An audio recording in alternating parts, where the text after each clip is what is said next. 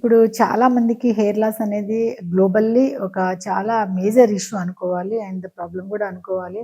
But మనకున్న options medical treatments రెండే రెండు. One is the PRP treatment, one more is the hair transplantation.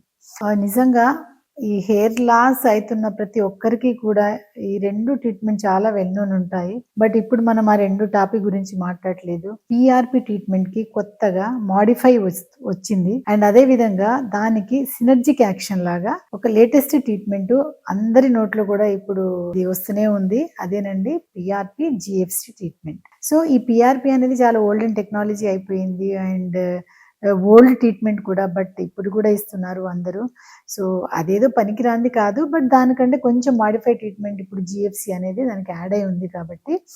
So ఇప్పుడు నేను అసలు పిఆర్పి ప్లస్ జిఎఫ్సి అంటే ఏంటి, అది ఏ విధంగా మనకి యూజ్ అవుతుంది హెయిర్కి అనేది ఇప్పుడు మనం డిస్కస్ చేద్దాము. జనరల్గా పిఆర్పి అంటే మన లేదంటే వాళ్ళ పేషెంట్స్ బ్లడ్ తీసుకొని దాన్ని ఒక ట్యూబ్లో ఇన్పుట్ చేసేసి దాన్ని సెంట్రిఫ్యూజ్ చేశాక ఫైనల్గా వస్తుంది మనకి ఎల్లో కలర్ సీరం లాగా.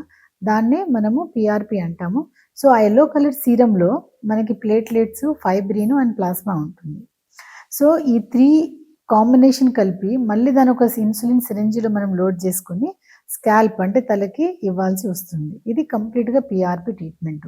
So end of the day అది ట్రీట్మెంట్ ఇచ్చాక స్కాల్ప్లో ఈ ప్లేట్లెట్స్ వెళ్ళినాక అది గ్రోత్ ఫ్యాక్టర్స్ని రిలీజ్ చేస్తుంది.